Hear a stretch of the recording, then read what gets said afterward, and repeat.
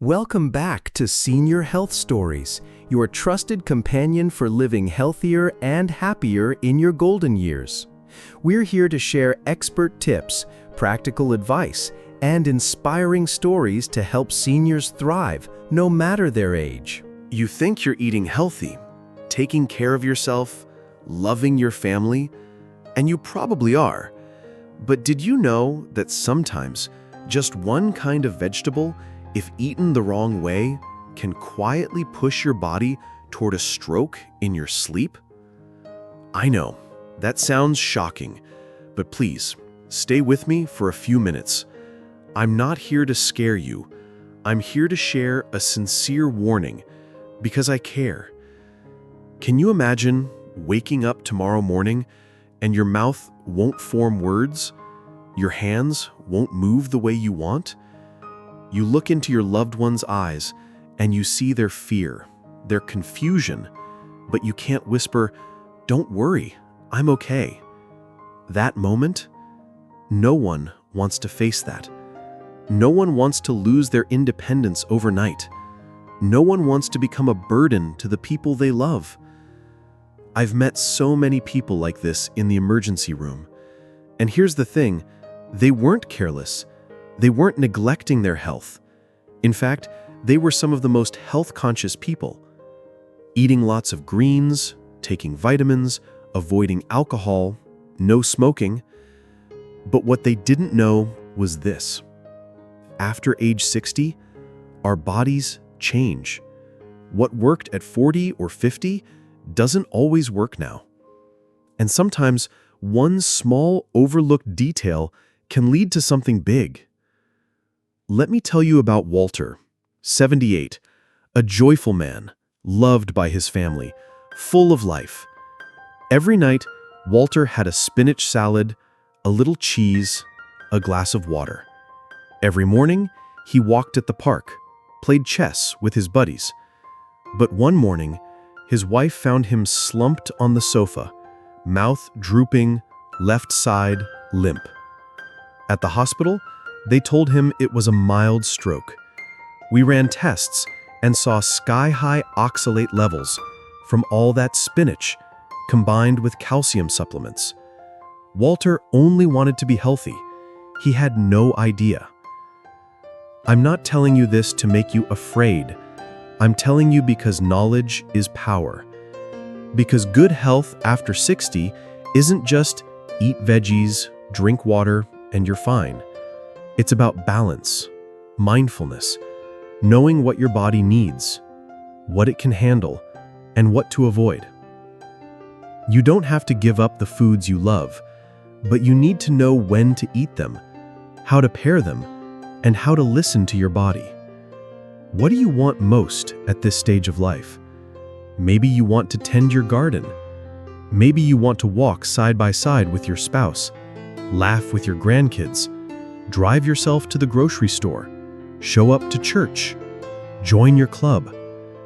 You don't want your family constantly wondering, is mom okay today? Can grandpa still stand up?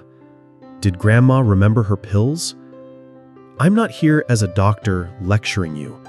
I'm here as a friend who's seen too many good people lose too much, not because they were careless, but because they missed one small piece of knowledge.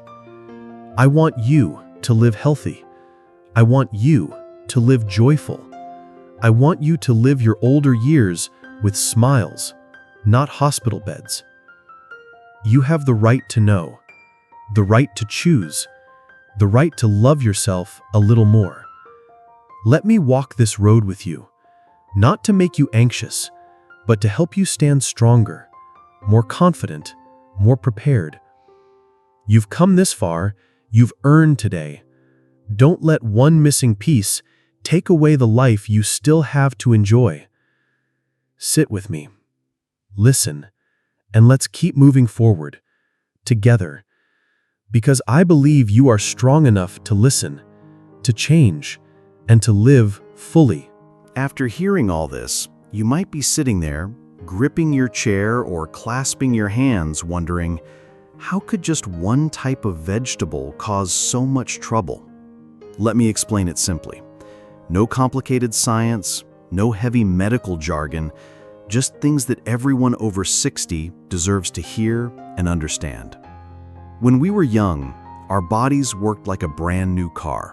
You could fill it up, drive long distances, go up and down hills, no worries. But after 60, that car has some wear. The engine weakens, the oil needs changing, the tires thin, the brakes aren't as sharp. Your body is the same. Your heart doesn't pump as powerfully. Your blood vessels lose their stretch. Your kidneys filter slower. Your liver doesn't process things as fast. And your brain? It's more sensitive. Even small dips in oxygen or nutrients can throw things off.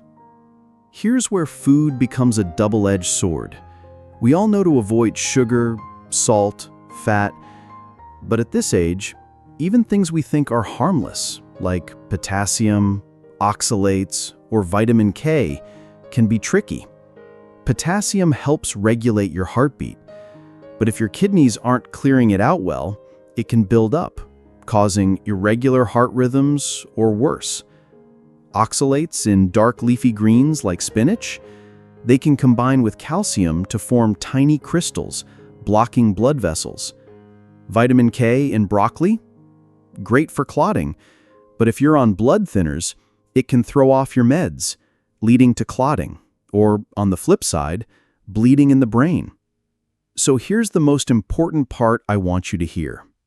The problem isn't the veggies, it's how you eat them. I like to explain this with PAS. Problem, agitation, solution. The problem. Healthy foods can become risky if eaten the wrong way. The agitation. Wrong timing, wrong combinations, eating too much, eating without considering your medications, all can quietly stress your brain, your heart, your body. The solution? Eat smart.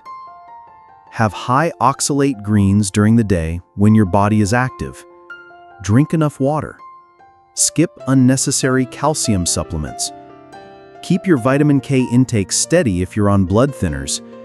And above all, if you're on heart, blood pressure, or anticoagulant meds, ask your doctor or pharmacist, do I need to adjust my diet? Let me be clear, no one is asking you to give up the foods you love. I know you enjoy prepping dinner, you love the crunch of a fresh salad, you love feeling healthy, youthful, vibrant. I respect that deeply. But you also deserve to know how to eat smart so your body, heart, and brain are protected. I once had an older patient tell me, voice trembling, "Doctor, I just wish someone had told me this sooner." That line has stayed with me. I don't want you to have to say that someday. I want you to hear it now, while there's still time to make gentle, meaningful changes. If you're thinking, but I feel fine, I walk, I garden, I don't notice any issues, that's even better, because this is the golden window to strengthen your health, so you can keep feeling good for many more years. Nobody wants to be lying in a hospital bed thinking, if only I'd known earlier. I truly believe that with just a little shift, a little extra knowledge, a little more care for your body, you can hold on to your health, your joy, your independence, and most importantly, those precious moments with your family, friends, and grandkids. You don't have to be perfect, just a little more mindful. And I'll be right here walking this journey with you, because you deserve it. Now, I want you to walk with me into the details, not to scare you, but to help you truly understand your body and the things you put into it every day. Let's start with spinach. You've heard it all your life, right? It's packed with iron, good for your blood, good for your heart. But here's what you probably didn't hear. Spinach is high in oxalates, compounds that, when they meet calcium in your body, can form tiny crystals that settle in your kidneys and blood vessels. When you're young, your kidneys handle that just fine. But after 60, your kidneys slow down. Too much oxalate builds up, hardens vessels, raises blood pressure, and yes, increases your stroke risk. I remember John, 74, who started every day with a spinach smoothie, not knowing he had mild kidney disease. One day, he landed in the hospital with back pain, swollen feet. Test results showed kidney strain from tiny stones and hardened arteries. Next, broccoli. Who doesn't love broccoli? It's called a superfood, vitamin K, anti-inflammatory, bone-boosting. But if you're on blood thinners like warfarin or Plavix, vitamin K can mess with your meds, making your blood too thick or too thin. Mary, 76, proudly told me she steamed broccoli every night, thinking she was taking care of her heart. But one blood test sent her doctor into a panic. Her INR levels were all over the place. Her harmless dinners were quietly throwing off her medication balance. Then there's romaine lettuce. You might think, it's just salad, how could it hurt? But romaine has a mild diuretic effect. Eat a lot at night, and it can drain your body of water quietly. A younger person rehydrates quickly. An older body? Not so much. Charles, 80, loved his big evening salads, trying to stay fit. But every morning he'd feel dizzy getting up. It turns out it wasn't just old age, it was silent overnight dehydration, making his blood thicker, slowing circulation, and starving his brain of oxygen. Now, carrots. Crunchy, sweet, the perfect snack, right? In small amounts, sure. But many older folks snack on big bowls of raw carrots at night, which spikes natural sugars. Later, when blood sugar dips as you sleep, your body floods with cortisol and adrenaline to stabilize, leaving you waking up drained, shaky, heart racing. I remember Mrs. Lisa, 79, saying, "Sweetheart, all I had were some carrots last night, and this morning I felt like my blood pressure crashed." Please hear this. It's not that food is bad. It's that after 60, we need to know how to eat it smart. Now listen closely, because what I'm about to tell you might help you or someone you love avoid a regretful mistake. Garlic. Who doesn't love garlic? It adds flavor, lowers cholesterol, fights inflammation. But paired with blood thinners like aspirin or warfarin, natural blood thinner meets pharmaceutical blood thinner, and you can tip into dangerous bleeding. Robert, 82, ate 2 cloves of raw garlic every day with his heart meds. One day, he showed up with non-stop bleeding gums and giant bruises from the slightest bump. Why? Garlic plus meds, and suddenly his blood was too thin. Onions. A sweet, mild vegetable in so many American dishes, but onions naturally lower blood pressure. For younger people, that's great. For older adults on blood pressure meds, it can send pressure plunging.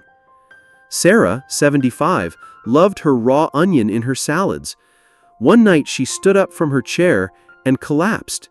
Her blood pressure had dropped too fast, and her brain didn't get enough blood. Corn.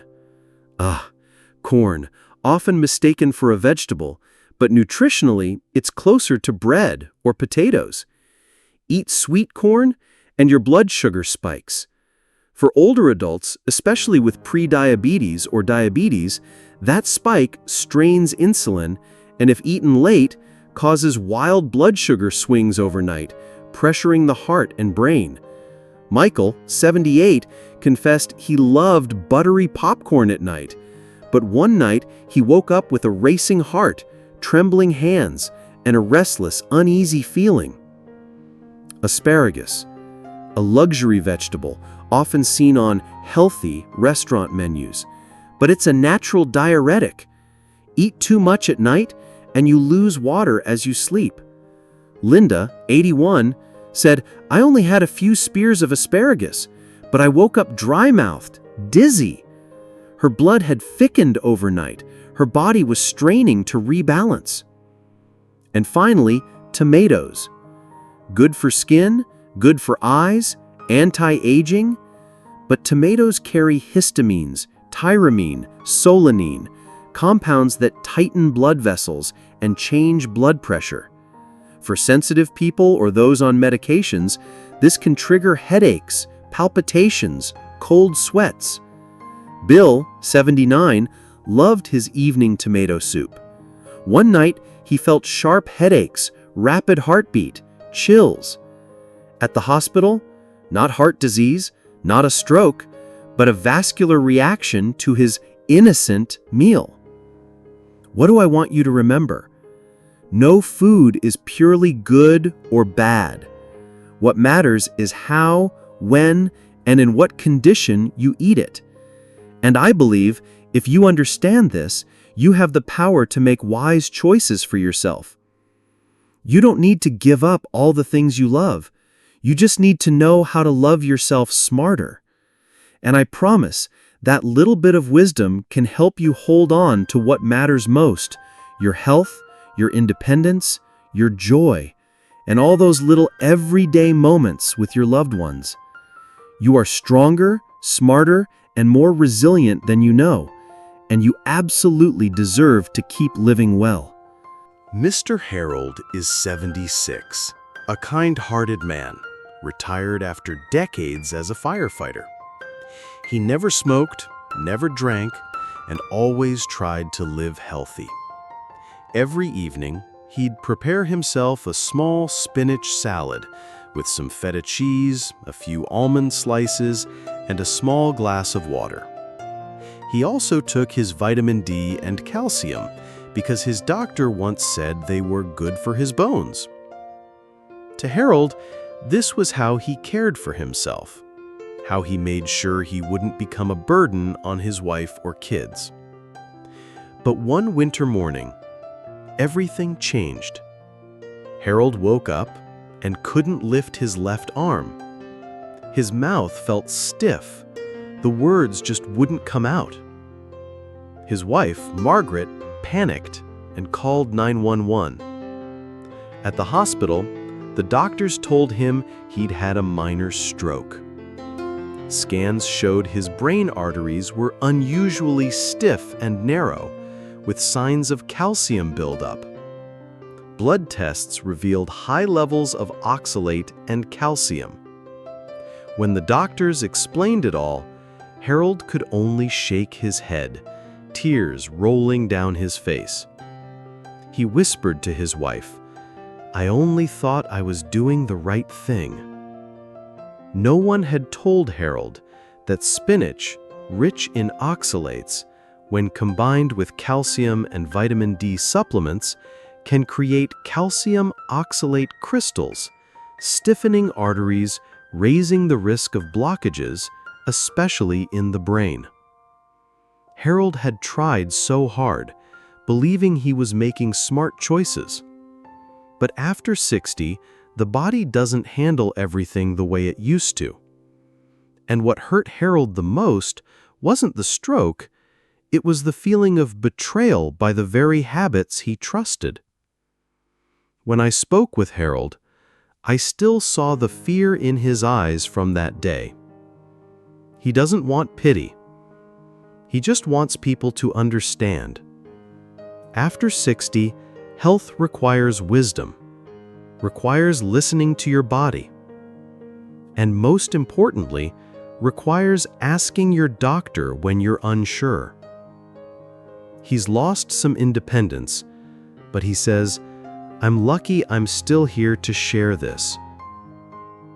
Then there's Mrs. Clara, 82, a retired elementary school teacher from Pennsylvania. She's famous in her neighborhood for being thoughtful, disciplined, always reminding her kids and grandkids to eat healthy.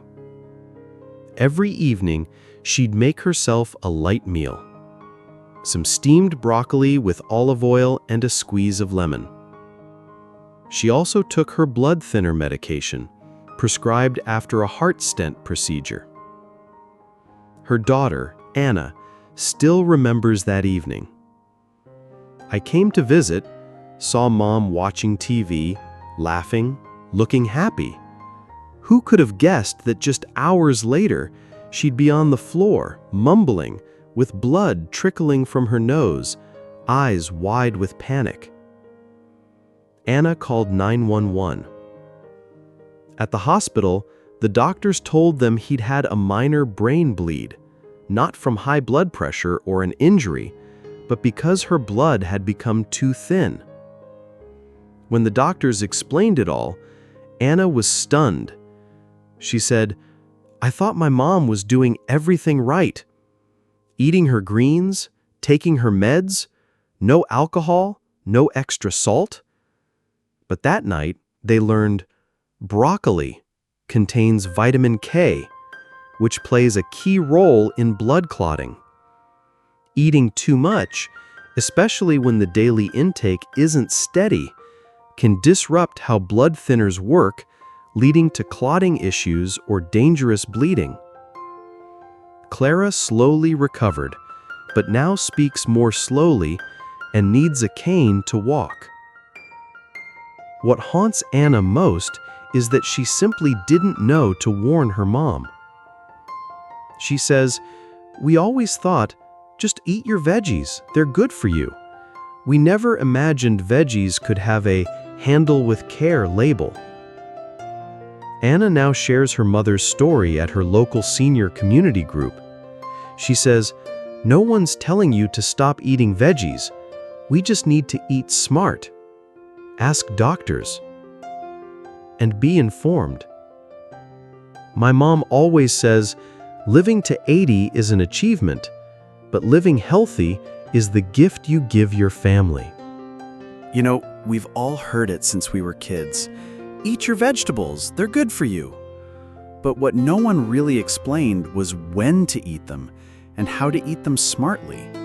Because after 60, our bodies don't work like they did at 30 or 40. At night, when you eat a big plate of veggies, especially by themselves, without any protein, your body absorbs a rush of fiber, potassium, oxalates, or natural sugars. But while you're sleeping, your circulation slows, your kidneys and liver work less efficiently, and your heart beats more gently. Those harmless nutrients can tip things out of balance, causing drops in blood pressure, blood sugar swings, or even thicker blood. And that's when the risk of a silent stroke quietly creeps in. So here's the first simple tip. Eat most of your veggies during the day. At lunch, toss them into a salad with eggs, salmon, or chicken. At breakfast, add greens to an egg sandwich or omelet. The protein helps slow down how your body absorbs everything. If you crave veggies at dinner, keep it light and pair them with a little protein, like a boiled egg, a small piece of fish, or some unsweetened yogurt. That small change can make a big difference. Second, don't forget water. I know, many people avoid drinking at night because they don't want to get up to use the bathroom. But dehydration makes your blood thicker, raising the risk of clots. The solution isn't to chug water before bed, but to spread it out over the evening. A glass after dinner, a small sip before sleep. Just enough to keep things flowing smoothly. Third, get comfortable tracking your health. A simple home blood pressure cuff, a basic blood sugar monitor, these can give you real insights into how your body's doing. And never hesitate to ask your doctor, does this vegetable or food interact with my medications? Will this affect my blood pressure or blood sugar? Asking isn't a sign of weakness.